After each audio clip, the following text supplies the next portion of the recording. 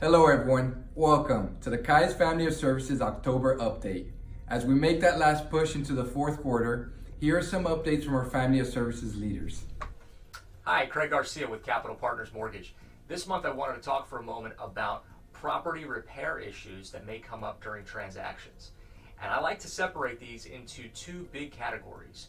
One is stuff that the lender requires to get repaired, and then things that the lender's not requiring to be repaired, but the buyer wants to get repaired. So really when it comes to lender required repairs, it's pretty simple. It comes back on the appraisal.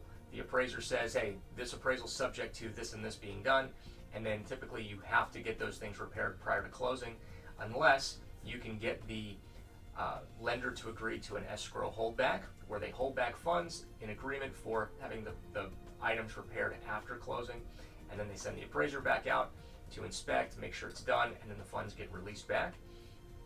Or you have a loan program specifically set up to handle repairs after closing, like our FHA 203K, where that could involve repairs that a lender wants to get done or requires to get done, and also buyers' desired repairs or upgrades to the home. That can do both.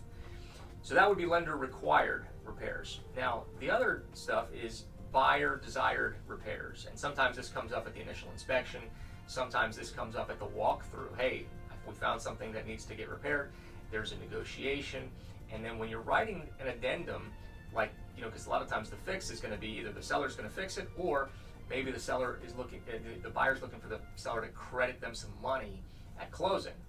Now, here's what I wanted to make you aware of, and a lot of you probably already know this, but lenders don't like addendums that refer to repair items that they're really not aware of, that it's not on their radar, and now suddenly they have to do their diligence and find out, okay, what is this repair, what has to be done, and a lot of times once they know about it, they're either going to make it get fixed before closing, or you have to get them agreed to the escrow holdback thing.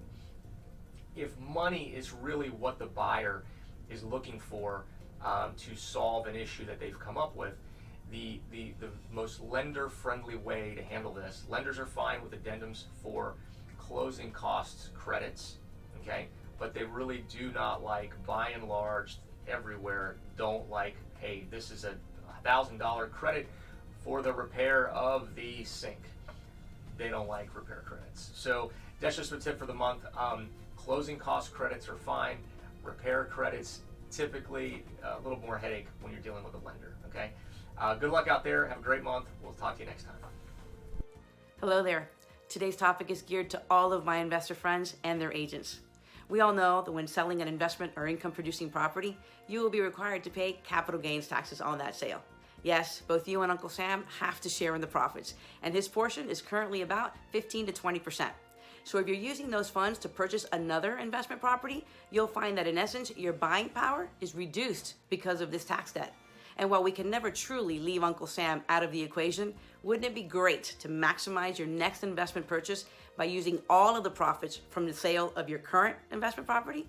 The ability to defer taxes is a powerful wealth building tool, and it can be done through something called a 1031 exchange.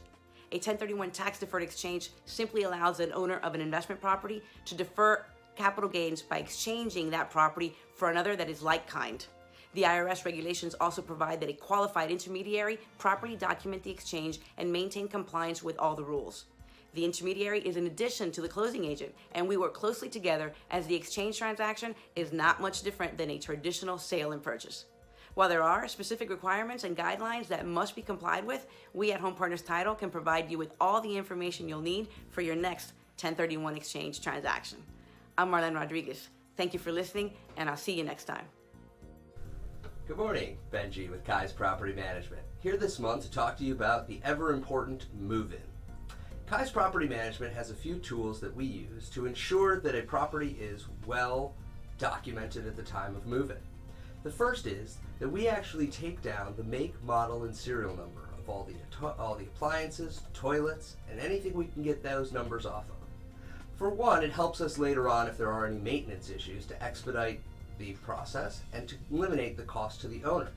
But the bigger issue at hand is that we want to make sure that at the time of move out that all the appliances that were there are still there. We have had situations where tenants have taken the appliances and replaced them with less nice equipment. The second thing that we do at time of move-in is that we do a move-in video inspection, whereby we turn on lights, fixtures, appliances, flush the toilets, get the walls, the floors, the ceilings. This is hugely important for a few reasons. One, it allows owners who are out of state or out of the country to take a tour of their property. The second reason is that at the time of move out, we also take the same video. We then compare the two videos to ensure that there has been no damage. This also eliminates any issues with the security deposit claims. As we've mentioned in the past, the video service is going to be offered a la carte in very short order. Please keep a lookout, and remember, you can screen your tenants at myrentalscreening.com. Thank you, and have a wonderful month. Thank you for the updates. Now, on behalf of Family of Services, we wish you guys a great month of October, and we will see you next month.